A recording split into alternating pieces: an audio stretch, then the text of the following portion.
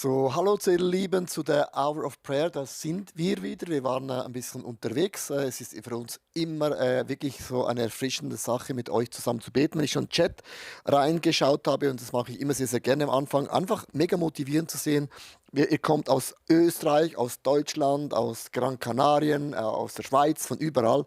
Es gibt natürlich noch mehr Länder, aber das ist mega, mega cool. Und ich möchte ganz am Anfang jetzt einfach beten, dass uns der Heilige Geist in den nächsten Augenblicken leitet, führt, dass er auch prophetisch ein Wort dir mit auf den Weg geben kann. Vielleicht so einen Bibelvers oder einen Gedanken einfach in deinem Herzen klingen kann und du einfach merkst, du bist in deinem Geiste so richtig auferbaut. Jesus, ich danke dir für die nächsten Augenblicke, weil Gebet ist ja auch ein Dialog, sondern nicht nur ein Monolog, sondern auch ein Dialog. Du willst zu uns sprechen und du hast auch Gedanken, du hast auch Antworten bereit für Fragen, die wir vielleicht schon mal gestellt haben.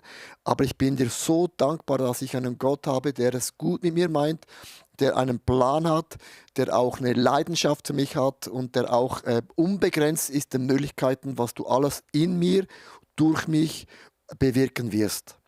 Und wir sagen Amen. Amen. Susanne, was ist so das Thema von heute, wo wir zusammen durchbeten möchten? Wir werden ja immer ein paar Gedanken dazu sagen und dann werden wir immer beten. Das ist in dem Sinne eigentlich eine Gebetszeit, oder? Genau, was machen glückliche Familien? Und das war auch das Thema vom Sonntag. Wir sind in einer Beziehungsserie und heute möchten wir den Blick darauf werfen, was es denn die geistliche Familie ausmacht.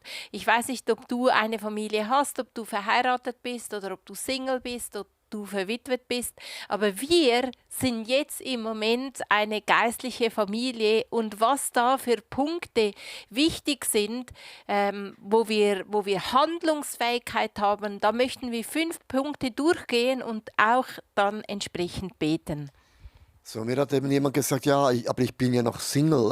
Was soll ich mit dieser Predigt oder den Gedanken? Es ist ganz interessant, dass wir sind alle in einer Familie, sei es eine geistliche Familie, das ist das ganz gut gesagt, Susanna, oder du bist auch in einer Familie hineingeboren worden. Und das Interessante ist, und das wissen wir alle, es gibt keine perfekte Familie. Wir haben alle unsere Challenges, aber nichtsdestotrotz können wir mit der Wort Gottes und mit dem Heiligen Geist lernen, auch gewisse Dinge zu verändern und auch besser zu werden. Lass uns mal mit einem Sprüche beginnen, Susanna, weil da hat es so zwei Wörter drin, wo ich rausgenommen habe und auch versucht habe, das auch ein bisschen zu interpretieren, wie man das verstehen kann. Ja, und Sprüche 24, Vers 3 steht, ein Haus wird durch Weisheit erbaut und durch Verstand befestigt. Und wie gesagt, das kannst du jetzt für deine Herkunftsfamilie nehmen, das kannst du aber auch für deine geistliche Familie nehmen oder einfach für das Umfeld, wo du drin bist. Und die zwei Worte, die du gesagt hast, sind durch Weisheit erbaut und Verstand befestigt. Weil das Wort Weisheit heißt, wenn man in den Urtext geht, eigentlich, man sucht den Willen Gottes. Den Willen Gottes über eine Person, über eine Kirche, über ein Land. Und mit anderen Worten, weil das ist die Weisheit zu wissen, was hat Gott ganz konkret vor über der Person. Und so wird ein Haus gebaut, dass man weiß, das ist der Wille von Gott, das, wo ich wohne, was ich tue, was ich arbeite, alles ist im Willen von Gott. Und dann hat man eben auch, das zweite Wort war gewesen, Verstand. Es wird auch durch Verstand befestigt. Was genau. meint Verstand? Ich meine, mit dem, wenn du den Willen Gottes verstehst, dann muss man das auch noch praktisch umsetzen. Also nur das zu wissen, was Gott will, also das ist super, das ist der Anfang, by the way, aber dann muss man das auch umsetzen, man muss das praktisch handeln. Und wir haben so 5 Gedanken, die wir zusammen anschauen möchten und dann werden wir auch für das beten. Und der erste Gedanke ist, man beginnt prophetisch über Menschen etwas auszusprechen. Und was meine ich mit dem? Weil ich habe das Bild gebracht, wenn ich jetzt einfach jemand sage, ja, das ist schon gut und Gott kommt zum Ziel und wenn da geht eine Türe zu, dann macht Gott eine neue Türe auf. Das sind Worte, die sind nicht per se falsch und doch können sie manchmal falsch sein, weil das nicht das, was Gott dem Punkt der Gesundheit eigentlich sagen würde. Und prophetisches Wort hatte mit dem zu tun, was hat Gott spezifisch über diese Person vor. Und ich möchte mit dir eine ganz einfache Übung machen, dass jetzt einfach beten und einfach den Heiligen Geist einladen, dass er prophetisch Ja. jetzt zu dir spricht. Gesundheit, jetzt muss ich gerade husten. Hei, hei, hei. Also Heiliger Geist, ich danke dir, dass du ein prophetischer Geist bist und du siehst den Plan Gottes und auch den Willen Gottes. Und jetzt kannst du auch deine Augen zumachen. Natürlich jetzt, wenn du Auto fährst, dann bitte nicht. Aber einfach, es lohnt sich mal, die Augen zuzumachen, weil Gott ist ein Gott, der spricht. Und man hört Gott eben nicht im Feuer, nicht im Lärm, sondern es ist ein Säuseln. Auch nicht im Erdbeben, auch nicht im Donner. Sondern Gott hat eine Art, jetzt zu uns zu sprechen, in einer ganz, ganz stillen Art. Und das bedeutet, man wird ruhig und man hört hin. Und jetzt kann es sein, dass Gott dir ein Wort gibt für dich selber. Es kann ein Gedanke sein für deine Frau, für deinen Mann, für die Kinder, für die Church, für den Pastor, über eine Regierung, auch über Israel, über den Nahosten-Konflikt. Und Gott spricht. Und das ist eben die Weisheit. Ich sehe, ich höre, ich erahne, was Gott über der Situation denkt. Und wenn du auch in einer verzwickten Situation drin bist, also ich sage jetzt mal, vielleicht wie eine Sackgasse, du siehst keinen Weg mehr zurück, sondern nur noch, es ist blockiert. Du siehst auch keinen Umweg. Auch da möchte ich jetzt bewusst bitten, Gott, du siehst jetzt die Menschen, die in einer Sackgasse wie gefangen sind. Zurück will man nicht mehr und nach vorne geht es nicht. Und du bist ein Gott, der spricht. Du bist ein Gott, der sagt, ich beleuchte den nächsten Schritt auf deinem Weg.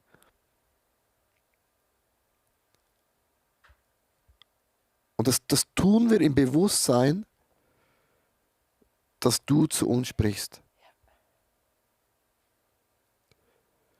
Und während du jetzt einfach in diesem Gebet drin bist, möchte ich dir einfach sagen, das Reden Gottes ist so einfach. Zum Beispiel, Susanne, ich habe etwas bekommen von jemand und ich hatte wieder den Eindruck, das Geschenk ist nicht für mich. Hast du auch schon mal erlebt?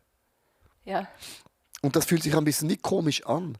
Und heute war ich im Office und habe das aufgemacht und habe den Leuten gesagt, ihr könnt das alle mitessen. Und alle haben sie gesagt, das habe ich mir gewünscht.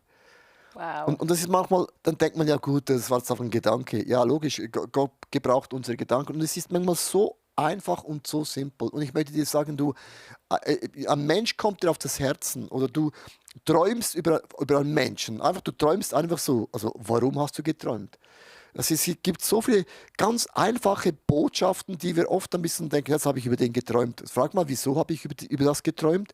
Wieso kommt mir jetzt gerade die Person in den Sinn? Warum Gott? Also man kann immer in einen Dialog gehen mit Gott und einfach diese Dinge bei ihm bewegen. Es ist eine ganz einfache Frage, warum kommt mir das in den Sinn? Oder warum habe ich das vergessen? In 1. Korinther 14, Vers 3 heißt es eben, wer aber eine prophetische Botschaft von Gott empfängt, kann sie an andere Menschen weitergeben.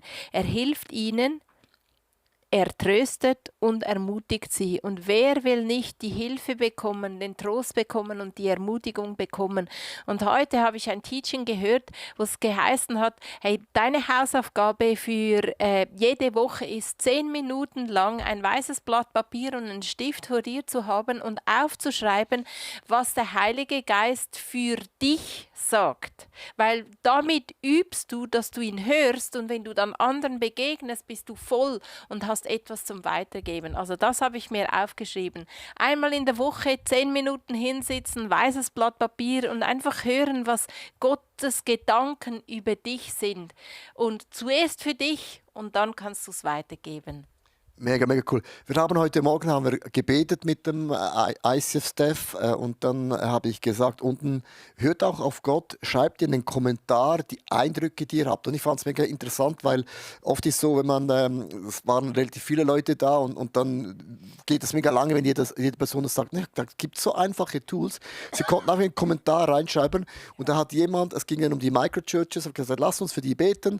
Wir haben ungefähr gegen die 40 Stück und dann schreibt irgendjemand drin, ich habe den Eindruck, dass eine Microchurch in Australien gegründet wird.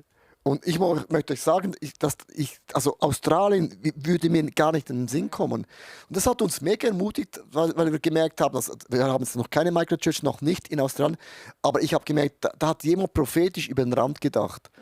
Und das ist eine krasse Ermutigung zu merken, Gott ist noch gar nicht zu Ende, der hat noch viele Dinge vor. Da habe ich gedacht, ja, eigentlich macht das Sinn. Es gibt auch in Australien Menschen, die sprechen Deutsch und es gibt viele Deutsche in Australien und die lieben es, einmal in der Woche einfach so zusammenzukommen und die Muttersprache zu hören. Das ist ja nicht für alle Personen, die gerne Englisch haben, ist es nicht ein Thema. Und war mega ermutigt heute Morgen, durch eine ganz einfache, simple Übung, weil es ist nicht nur, man betet für die Microchurch, sondern Gott spricht auch wieder. Und das liebe ich eben ganz konkret, weil wir sind eingebunden in einer Familie, eingebunden in einer Small Group und auch in einer Nachbarschaft. Und das prophetische Reden ist nicht einfach so, Gott ist gut und Gott ist treu und Gott kommt zum Ziel. Das stimmt alles. Aber manchmal möchte Gott viel spezifischer ein Wort jemand weitergeben und Gott hat dich gesegnet und auch mich, um ein Segen zu sein. Der zweite Gedanke, Susanne, ist, dass man auch Verantwortung übergibt und andere Menschen involviert.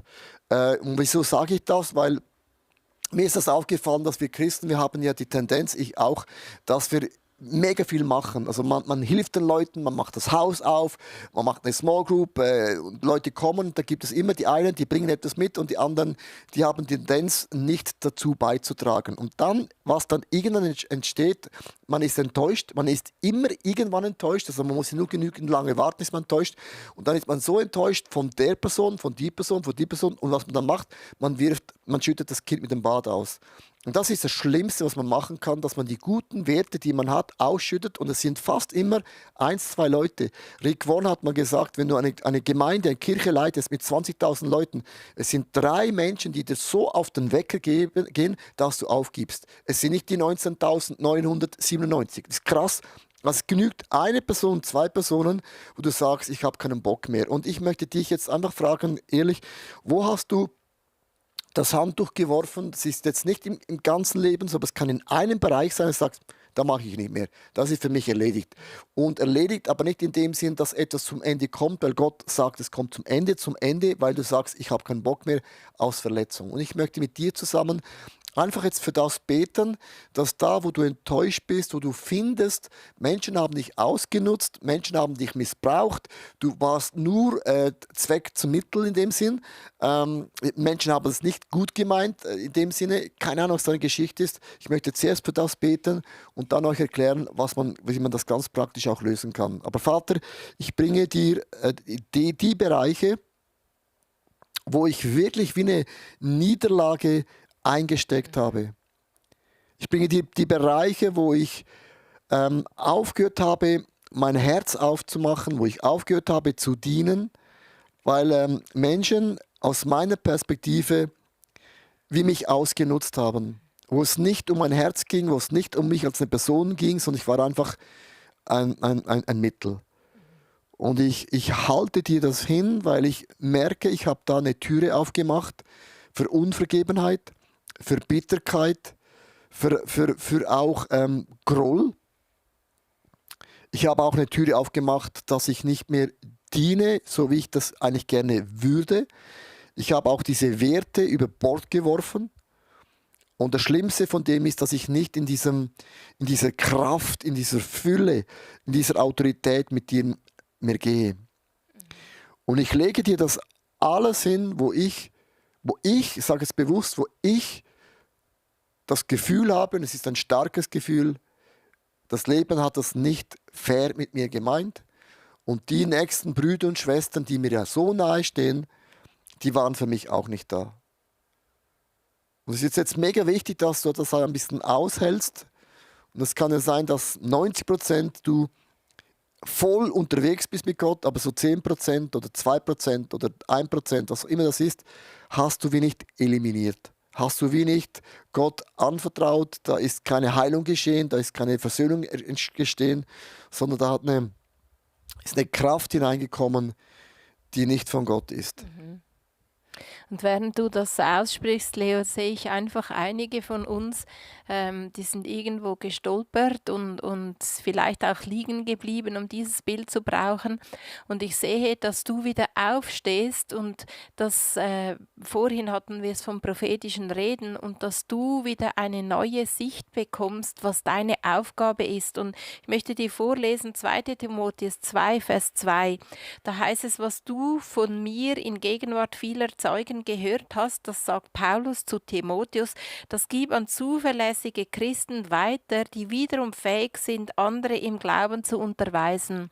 Vielleicht hast du das auch schon probiert, aber es ist heute noch mal ein Tag, wo ich dir das zusprechen möchte, dass du geöffnete Herzensaugen hast und die Menschen siehst, denen du eben Aufgaben anvertrauen kannst. Du musst nicht alles alleine tun, du musst dich nicht überhäufen lassen von allen To-Dos, sondern ich segne dich heute, dass du Menschen siehst in deinem Umfeld, vielleicht auch in deiner geistlichen Familie, wo der Heilige Geist dir aufs Herz legt, dass du dieser Person Aufgaben anvertrauen kannst, dass du genauso eine prophetische Sicht bekommst, wie du die Person involvieren kannst und Aufgaben übertragen kannst, damit ihr als Familie auch wachsen könnt in der Verantwortung. Also, du hast jetzt diesen Bibelvers vorgelesen, so dass mir gerade in den Sinn kommt, also das musst du dir mal vorstellen bei Jesus. Ich meine, er vertraut die Finanzen, die Kasse Judas an, wo er eigentlich gewusst hatte, der hat in dem Bereich ein Problem.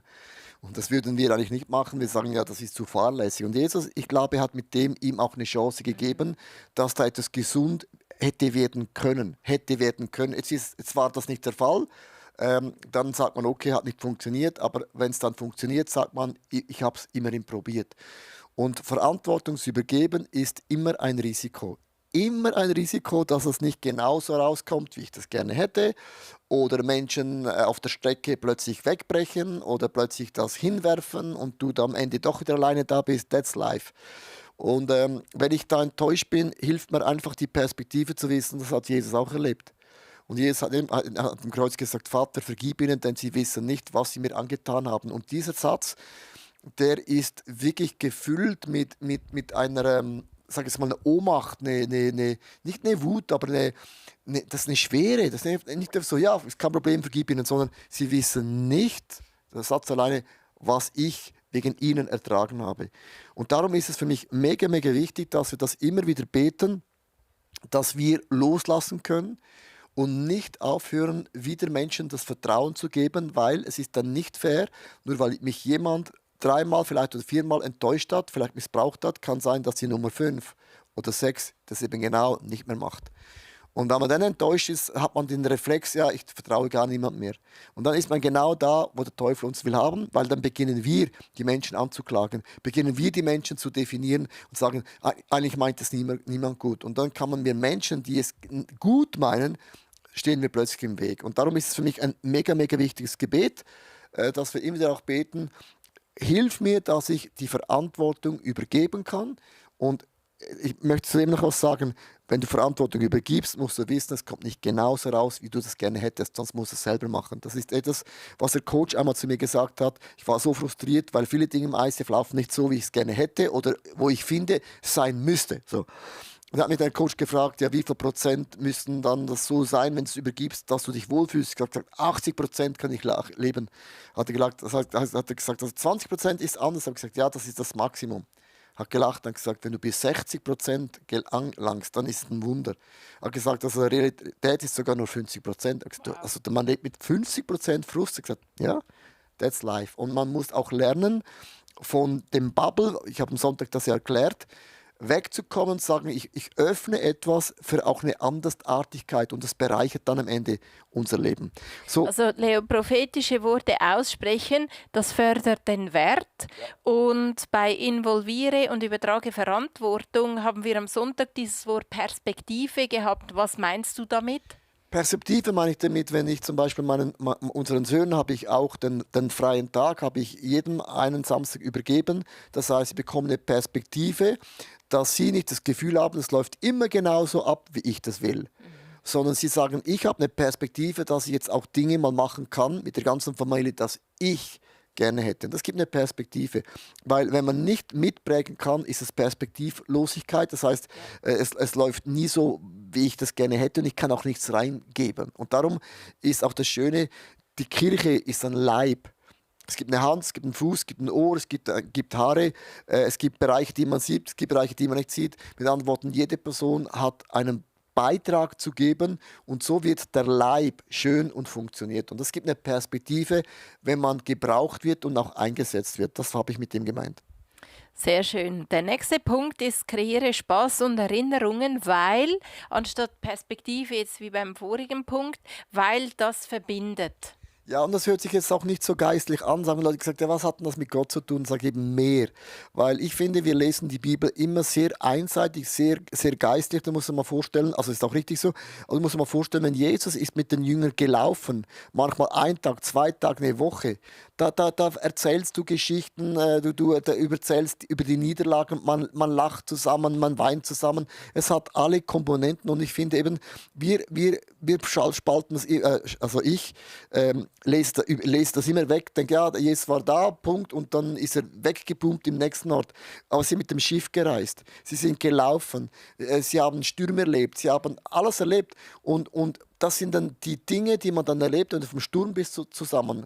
Und Jesus beruhigt den Sturm, das wirst du nie mehr vergessen. Das sind die Momente, die kann man nicht immer kreieren, aber man kann etwas unternehmen, das eben auch diese, man sagt in Englisch, create memories. Du kannst so auch Erinnerungen kreieren. Das ist was Aktives.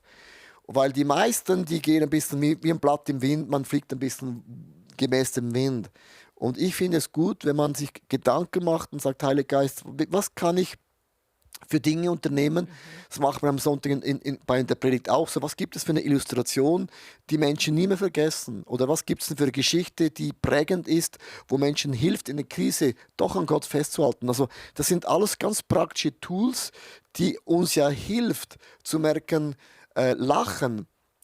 Wenn wir nach dem Ebenbild Gottes erschaffen worden sind, dann weint Gott. Darum weinen wir auch. Wenn wir lachen, dann lacht Gott auch. Und zum Beispiel in Zephania heißt das, jeden Tag, wenn Gott uns sieht, dann jubelt der Himmel. Also Gott jubelt über unser Leben. Da ist eine Freude. Und das sind, ich sagte immer, man generiert Momente, die man nicht mehr vergisst. Und nicht alle haben ein gutes Erlebnis gemacht vom Elternhaus. Oder vielleicht auch in einer Kirche und du sagst, mir ist nicht zum Lachen. Und dennoch gibt es Ereignisse, das hat sich eingeprägt im Negativen. Also es gibt auch Erinnerungen im Negativen, die muss man loslassen. Aber es gibt auch Dinge, die waren so göttlich und so schön, dass man das nicht vergessen darf. Ich sage den Leuten, wenn Menschen auch bei uns, sage ich mal, enttäuscht aus dem ICF gehen, das gibt es auch bei uns, weil ist ja, wir arbeiten mit Menschen und es entsteht einfach, wo Menschen ist, entstehen Enttäuschungen. Nicht um das Recht zu fertigen, nicht zum sagen, wir sind schlecht, aber einfach, das kann geschehen und geschieht. Und wenn Leute rausgehen, sage ich immer, jetzt kannst du rausgehen und nur noch davon sprechen bei den Leuten, was ist alles schlecht und magst sogar noch Recht haben. Aber was ist das, was du erlebt hast? Und nimm das und sag für das Danke. Also man erhebt die Erinnerungen hervor. Das ist Dankbarkeit. Und dann sagt man, Danken schützt vor Wanken und Loben zieht nach oben. Und wenn du plötzlich das Gute siehst, siehst du plötzlich, ja, Gott hat diesen Zeitabschnitt gebraucht, um bei mir etwas zu etablieren. Und für das bin ich dankbar. Und der Rest, sage ich immer, den muss man runterspülen. Und vielleicht können wir für das jetzt auch beten, dass der Heilige Geist dir kreative Ideen gibt, wie du vielleicht für dich selber, für deine Kleingruppe, für deine Kirche, wo du bist, für deine Familie, für deinen Urlaub, was auch immer das ist, du richtig aufblühen kannst. Ja, und das ist genau das, was ich gesehen habe in meiner Vorstellung, dass du vielleicht genau diese Situation, die Leo beschrieben hat, in deiner Familie, Kleingruppe, wo auch immer du ein Teil von einer Familie bist, im Himmel werden Luftballone aufgeblasen und dann verteilt so ein Dreierpack für dich, für dich, für dich, für dich. Und überall werden diese Luftballone verteilt, das heißt, der Spaß wird verteilt und du bist vielleicht nicht bekannt in deinen Kreisen als die Spaßbombe, aber der Heilige Geist gibt dir Möglichkeiten und damit segne ich dich jetzt in dem Moment, dass du diese Luftballons, das heißt, du bist nicht die Partynudel, das musst du auch nicht sein, aber der Heilige Geist gibt dir diese Luftballons jetzt in die Hände. Das sind Möglichkeiten, wie du Freude reinbringen kannst, Möglichkeiten, wie du Spaß kreieren kannst, Gedanken und Ideen, die dir plötzlich jetzt in den Sinn kommen, was du in die Gruppe, in die Familie, in deinen Arbeitsplatz, in deine Nachbarschaft reinbringen kannst, die Freude verbreiten, die Spaß kreieren und die verbindend wirken. Und du bist gesegnet heute, weil das ist ein prophetisches Wort, das ist ein Bild, das ich gehabt habe von diesen Luftballons im Himmel, die aufgeblasen werden wie für eine Geburtstagsparty und du bekommst 3 von diesen. Das heißt, du hast Möglichkeiten, um diesen Spaß in deine Gruppe zu bringen und das ist etwas, was dir entspricht, auch wenn es dir der Heilige Geist gibt. Und das ist nicht etwas Aufgesetztes, nicht etwas, was nicht zu dir passt. Und Heiliger Geist, ich danke dir, dass du jede Person von uns segnest mit diesen Luftballons, was so viel heißt wie mit Möglichkeiten, wie wir Spaß kreieren können und wie wir Erinnerungen schaffen können, die verbindend wirken im Namen Jesus. Ich sage euch, wieso dieses Gebet und dieser Punkt, der sich nicht so als geistlich anhört, vielleicht mehr so ein Live-Prinzip eben, weil wenn man nicht diese Momente kreiert, dann wird alles monoton und das Leben wird irgendwann monoton. Man isst immer um 6 Uhr, man geht immer dann schlafen und irgendwann der Rhythmus ist nicht per se falsch, aber der Rhythmus hat ein Problem, dass es irgendwann ein bisschen monoton wird, es wird gewöhnlich, man nimmt alles als selbstverständlich und diese Momente bewusst zu kreieren, man macht wie ein Stopp und man bringt wie ein frisches Element rein. Und ein frisches Element, das ist beim Bibellesen, by the way, so, ist beim Gebetsleben so, ist in der Church so. Es sind immer wieder Momente, wo man merkt, wow, das erfrischt wieder. Und das ist etwas, was ich liebe, weil der Heilige Geist ganz, ganz praktisch ist. Ich bin kreativ, aber ich bin nicht so kreativ, dass alle Ideen von mir kommen, weil ich hatte vor 2 Wochen ein mega krasses Meeting. Ich sage es krass, weil wir hatten eine große Entscheidung, die weittragend ist. Und ich habe nicht durchgesehen und wir haben diskutiert und gebetet und gemacht und niemand hat eine Ahnung. Ging auf die Toilette und ich war ein bisschen frustriert und habe zu Gott gesagt, das kann doch gar nicht sein. Und als ich dann meine Hände wusch, wie immer, nicht spektakulär, bumm, kommt mir eine Idee aus dem Nichts. Und ich hatte die Lösung. Gehe raus und sage, Jungs, ich weiß, was ist der nächste Schritt? Und sagen sie, wie geht das? Und ich habe gesagt, es war beim Händewaschen. Und das war im Nachhinein so logisch. Aber manchmal aus lauter Wald, aus lauter Bäumen, Wald sieht man den Baum nicht mehr. Und manchmal ist es so einfach und ich liebe das, wenn der Heilige Geist dir einfach eine Sache zeigt, wo du plötzlich machst in deiner Kleingruppe und plötzlich kommt Leben wieder hinein. Und es braucht nicht viel und doch das nicht viel ist eben komplizierter, als man meint. Der nächste Punkt ist, sporne andere an, mit Jesus erweckt zu leben. Und das hast du jetzt mit dieser Geschichte, hast du das ja genau gemacht. Du hast uns jetzt angespornt und wir denken so, wow, das ist ja cool, so etwas zu erleben. Und wir können dieses Feuer sein, weil der Heilige Geist ist das Feuer in uns, wo auch andere anspornt, erweckt zu leben. Und es heißt in 1. Chronik 16, Vers 23, singt dem Herrn alle Bewohner der Erde, verkündet jeden Tag, Gott ist ein Gott, der rettet. Jeden Tag heißt, dass die Möglichkeit besteht, dass wir jeden Tag ein Wunder erleben und ich glaube daran, nur manchmal vergessen wir es, uns zu erinnern, weil der Tag geht so schnell zu Ende und ich nehme mir auch nicht die Zeit zum darüber nachdenken, stimmt, was habe ich eigentlich heute für ein Wunder erlebt? Und das bedeutet es für mich zum Beispiel, erweckt zu leben, mich daran zu erinnern, was Gott für Wunder getan hat, weil das weckt mein Feuer und meine Leidenschaft für Jesus. ist auch die Abhängigkeit, dass man immer abhängig bleibt bei Gott. Das ist ja eben genau das Interessante, wenn Leute sagen, wieso greift Gott nicht viel mehr ein?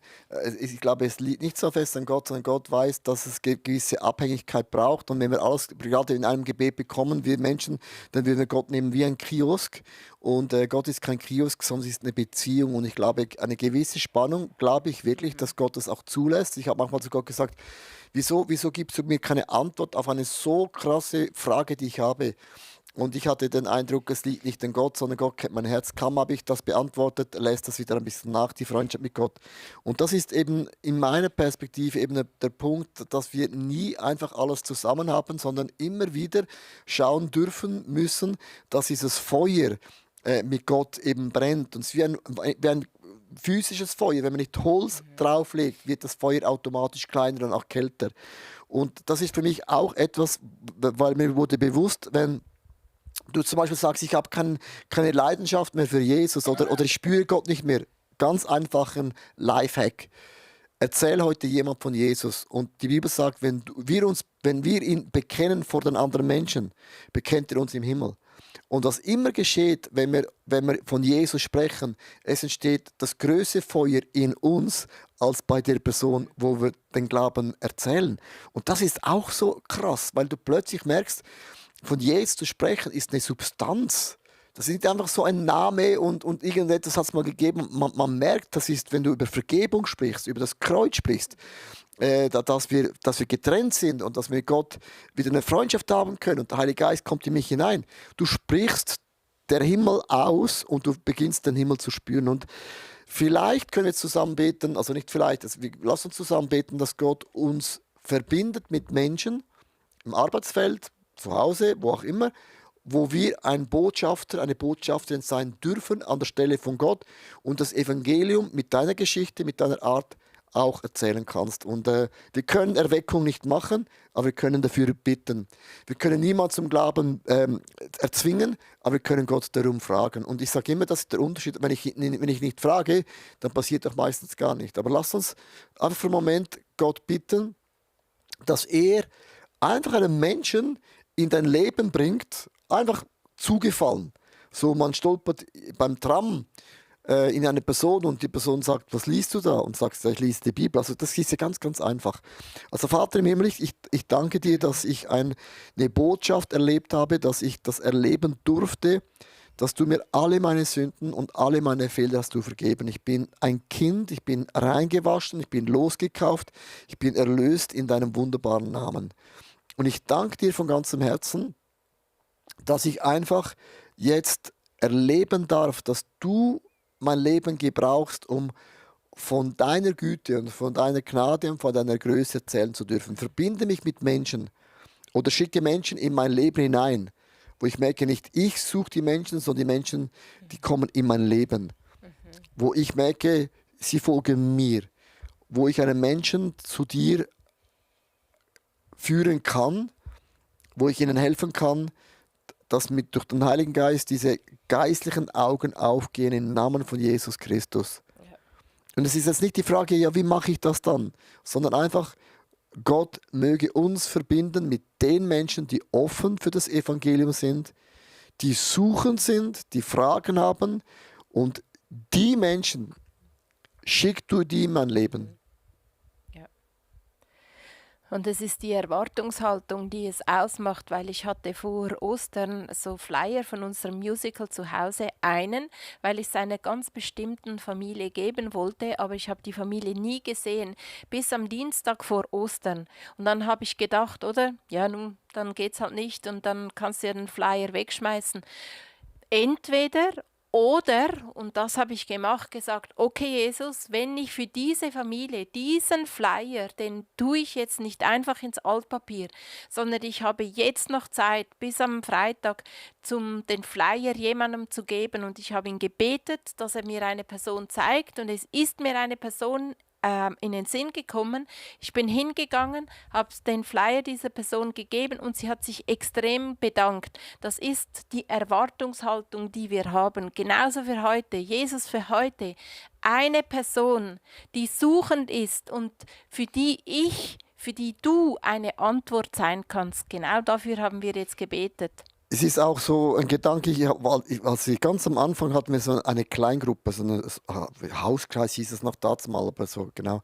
Ich habe jede Woche gebetet, dass wir eine Person mehr sind und es kam immer eine Person mehr und ich habe immer einen Stuhl mehr gestellt. Natürlich, unsere Gruppe ist dann immer gewachsen. Da mussten wir alle, jetzt dann alle nach 6, 7 Monaten haben wir die Gruppe wieder aufgeteilt. Das war immer schmerzhaft, weil dann gingen mega Leute, die du sehr, sehr gerne hast. Und dann waren wir wieder klein und dann sind wir wieder gewachsen. Aber jedes Mal, als wir gebetet haben, bring eine neue Person, da kam eine neue Person. Ist auch interessant. Es geht jetzt gar nicht darum, Hauptsache die Gemeinde wächst, sondern es geht ein bisschen auch zu sagen, das ist die Erwartungshaltung, zu sagen, es gibt in unserer Stadt so viele Menschen und es kann doch gar nicht sein, dass in meine Wohnstube kommen 8 Leute. Unmöglich. Also, und das ist ein bisschen so die Perspektive. Der letzte Gedanke, den wir beten möchten, ist, Lebe eine göttliche Familie. was heißt das? Das bedeutet Zugehörigkeit. Und ich habe den Vers rausgesucht aus Epheser 10, Vers 24 und 25. Und das ist eben das, was eine göttliche Familie ausmacht. Lasst uns aufeinander achten. Also, dass wir einander nicht egal sind. Wir wollen uns zu gegenseitiger Liebe ermutigen und einander anspornen, Gutes zu tun. Und manchmal brauchen wir das, dass wenn du am Boden niedergeschlagen bist, dass dich jemand ermutigt oder umgekehrt. Und deswegen heißt es, versäumt nicht die Zusammenkünfte eurer Gemeinde, wie es sich einige angewöhnt haben. Ermahnt euch gegenseitig dabei zu bleiben. Ihr seht ja, dass der Tag nahe ist, an dem der Herr kommt. Und ich glaube, dieser Bibelvers ist mehr denn je spüre ich eine Dringlichkeit, dass wir einander ermutigen, hey, lass uns dranbleiben, das Ende kommt bald, auf das wir hoffen und lass uns nicht vorher aufgeben, bevor wir das Ziel erreicht haben. Und deswegen treffen wir uns auch hier bei Hour of Prayer, um einander zu ermutigen und die Dazugehörigkeit auch online zu erleben. Also ich habe mir das jetzt so vorgestellt, wenn ich jetzt die Zahlen anschaue, 100, 103, 104 und 5 Personen, die jetzt auf den Geräten jetzt gerade dabei sind, das muss ich mal vorstellen. Und ich stelle mir immer so vor, im ICF, das ist so der mittlere Teil, das sind voll, das sind Leute. Und dann nach einer Woche sind das 2000, 3000 Leute, das ist die ganze Hall voll.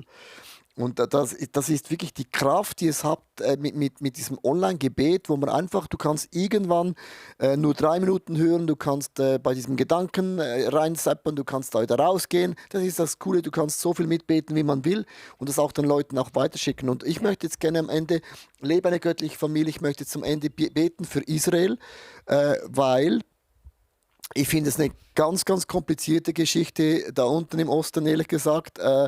Ich glaube einfach auch, dass das ist meine Perspektive, ich glaube auch Israel gut tun würde, ein bisschen die Knie zu beugen und nicht Auge um Auge und Zahn um Zahn. Das ist ein bisschen, was ich schwierig finde im Moment. Das ist meine Perspektive, da kann man auch eine andere Meinung haben, aber ich denke, irgendwann muss man auch die Knie beugen und sagen, Vater im Himmel, Gott im Himmel, und ich sehe wenig von diesem Gebet und dieser Ehrfurcht, dass man auf die Knie geht und sagt, hey, Vater, hab Erbarmen mit uns. Das ist jetzt meine Meinung.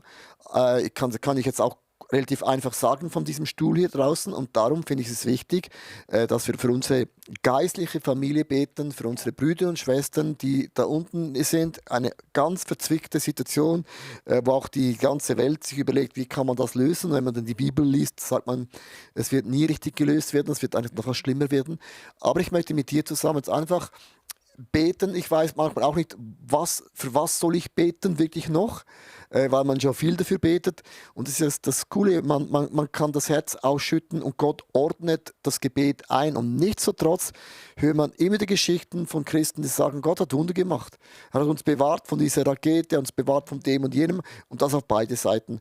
Ich habe von Geschichten gehört, die letzten paar Wochen, wo Menschen auch im Gazastreifen zum Glauben gekommen sind, weil sie hatten eine Engelerscheinung. Ja. Also die gibt es ja auch noch. Das Gott überlasst doch nicht einfach dem Kampf einfach die Situation, sondern Gott hat Engel. Gott kann einen Engel schicken, Gott kann eine Offenbarung geben in der Nacht. Und darum, Vater im Himmel, wir beten für Jerusalem. Du hast gesagt, wir sollen für Jerusalem beten, dass du dich erbarmst über ihnen, dass du dein Volk beschützt und auch die Gunst schenkst und auch das Gelingen schenkst. Ich möchte dich bitten, dass ihnen die Augen aufgeht, dass sie dich, Jeschua, erkennen können als der Erlöser, als der Erretter, der in die Welt gekommen ist, um einfach dein Volk zu befreien. Und ich weiß nicht, ehrlich gesagt, für was zu beten, aber ich bete einfach, dein Wille geschehe und dein Reich komme, wie im Himmel, so auf dieser Erde. Und ich bitte, dass das Böse zum Ende kommt und ich bitte, dass dieser Druckmoment dazu dienen darf, dass Menschen zum Glauben an dich finden werden. Das ist mein Gebet, meine Hoffnung, mein Glaube, meine Sehnsucht, dass einfach du das nicht einfach überlässt, dass Mord und Totschlag die News füllen, sondern wir sagen können, du hast hinzugefügt zu der Gemeinde, die zum Glauben gefunden haben. Und du bist ein Gott, der hinzufügt, ein Gott, der addiert, multipliziert. Und das spreche ich aus über deinem Volk, über deine Brüder und Schwestern. Du hast gesagt, wer diesen Augapfel Gottes anlangt, der hat es mit Gott zu tun. Und darum möchte ich bewusst sagen, du hast ein Ja zu deinem Volk und du ziehst es durch, weil ein Ja ist ein Ja und ein Nein ist ein Nein. Und du löst deine Versprechen nicht mehr auf. Ja, und ich spreche auch aus, was in der Bibel steht, dass du Gott willst, dass alle Menschen zur Erkenntnis der Wahrheit kommen. Alle Menschen, alle Menschen. Und das spreche ich aus über Europa. Und das spreche ich auch aus über Israel und die ganze Region dort, dass du willst, dass alle Menschen zur Erkenntnis der Wahrheit kommen. Und es heißt auch, dass die Erkenntnis Gottes sich verbreitet durch uns Christen wie ein angenehmer Duft. Und das nehmen wir auch in Anspruch für unser Leben. Und auch dort in Israel-Region gibt es Christen und der Duft deiner Erkenntnis, die Erkenntnis von dir verbreitet sich durch sie wie ein angenehmer Duft im Namen Jesus. Amen. Im Namen Jesus. Amen.